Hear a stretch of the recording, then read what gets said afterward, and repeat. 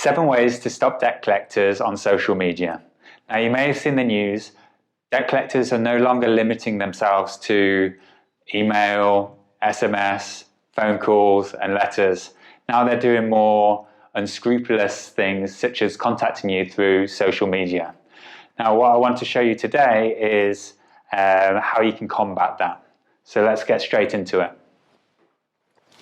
So number one, the best way for debt collectors to find you on social media is to search for your email address. So if we flip that, the best way to hide from debt collectors on social media is not to use the same email address that the debt collectors have for you. Now, where would the debt collectors have found that email? It's very often passed on from the creditor. So if you have loan debt or credit card debt, when they sell that debt on, or if the debt collectors are collecting on behalf of the loan company or the credit card company, they will actually pass that email address over to them. So what I would advise is that for all of your social media accounts, you use a different email address. That way they can't find you. On to number 2. Always communicate with debt collectors through letters. Now, if you've seen some of my previous videos, I suggest this as well. So it's very stressful to have a phone call or have these SMSs. So the best official way to communicate with them is through letters. Now, the benefit of this is that they actually don't know that you've got a digital presence. So as soon as you send an email, then they've got your email, or as soon as you send an SMS, then they've got your phone number, and they can use both an email and the phone number to look up your social profiles, and then they can obviously contact you on social media. And that adds a lot of stress unnecessary stress to one's life. So on to number 3, we're smashing through these. Goes without saying, but don't respond to messages from debt collectors if they do reach out to you on social media. For all they know, your social account is dead, it's dormant, and you don't use social media. But as soon as you reply to the debt collectors, then they know you're live, your profile's live, you're active on social media, and then they know that they could rope you in. If they see you send one message, then they know to persist and carry on messaging you and break you down, break that willpower down so you eventually pay. And if you don't reply once, then they're not going to persist. On to number 4, no unknowns. So my assistant Laura, our marketing manager here, drew this alien here. It's not my cartoon.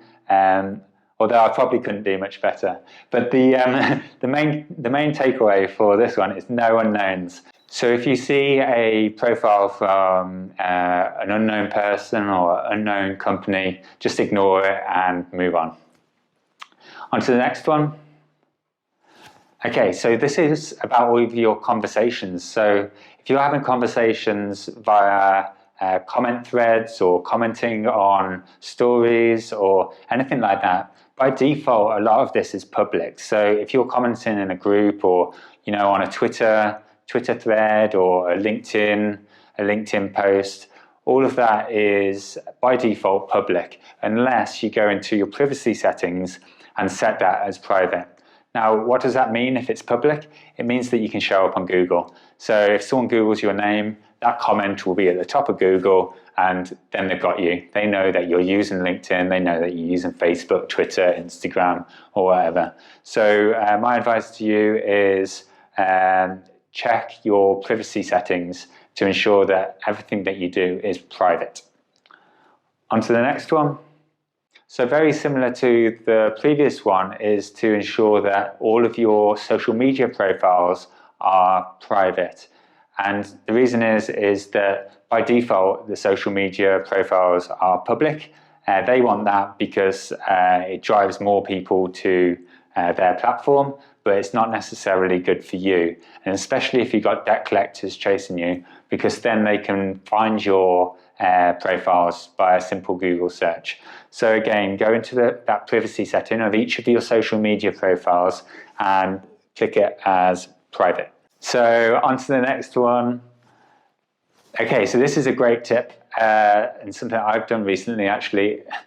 A little bit egotistical, but if you Google your own name and see what comes up for your name, and very often you'll find that you'll have things like your social media profiles pop up, and then you know that it's not private. You might have comments on social media. You might have, like if you've commented on a blog years ago, very often your name will pop up for them. All of this gives debt collectors an opportunity to capture your email address, which then they can do a reverse lookup and find your social media profile. So do yourself a favor, Google your name, and then for each of those that come up, look to solve it. That might be deleting a blog comment. It might be making those social media profiles and comments private. But it would take an hour, but it's well worth doing. And that brings us to the end of the video. If you've enjoyed this video, please consider subscribing. I do a lot of debt-related and personal finance-related videos. If you think anyone in your circle, in your social circle, would like this, please do consider sharing it privately, of course. But at the very least, please leave us a like. We're a very young channel and we're looking to grow, and I would very much appreciate that. Thank you and have a great day.